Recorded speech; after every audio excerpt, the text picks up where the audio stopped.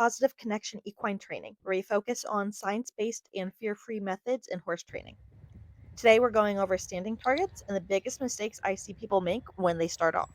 For this video, I'll be using a cone as my standing target, but you can use anything, be a fly swatter, a piece of pool noodle on the end of a whip, a target you purchased from a trainer, or even just an upturned feed pan.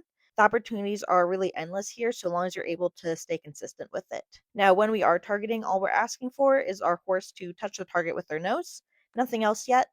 This might mean starting with the horse looking at the target and then slowly rewarding for more increments until the horse finally touches it, and then continuing on that path until they really get the idea down square. This also brings us to our first common mistake because there is one target I don't recommend, and that's starting off by choosing your hand or a body part for a target. Not only does this become harder when we start to move into more complex training, but it especially doesn't help if you're new to positive reinforcement and you're also trying to work on default neutral. We don't want our horse to be confused and then associate targeting our hands to mean food rewards. It also doesn't just set you up for success well when you're starting out, but it can also set your horse up for unnecessary punishment if you're not the only one handling your horse, because someone else can kind of come over, accidentally cue the horse with their hand to target their own hands, and then not understand why the horse is quote unquote misbehaving or doing what they're doing. Mistake 2 that I see a lot of handlers make is having only either a vocal or a physical cue rather than using both. Using both is really going to help, especially when we start to use more ascended targets, but also even with body targets later on, especially when we want to cue those when we're under saddle. Mistake 3 is asking for too much too soon.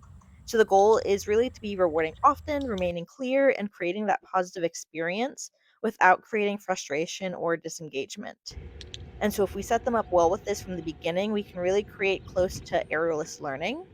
Creating solid basics here is going to fully set us up for success, especially when we use it to train stay or ground tie cues and for advancing our target training into moving, send to, or body targets.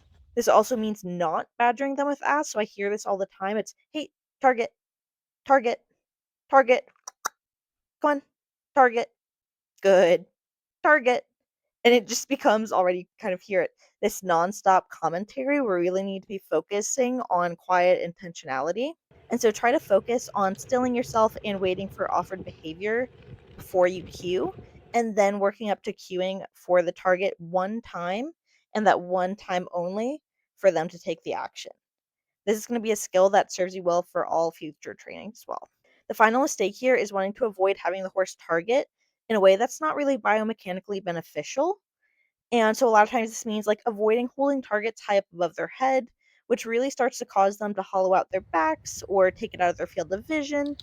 And then just try to avoid using it in ways that are awkward and uncomfortable or unfair to the horse. As we get good at stationary targeting, we can progress to both a stay or a ground tie cue, and we can also move into other forms of targeting. Check out our channel and subscribe to get notified when those how-to videos pop up, because I will be making those pretty soon. As always, thanks for tuning in, and please, if you haven't already, like and subscribe and comment whether or not this video was helpful to you and what you might like to see more of. Talk to you next time.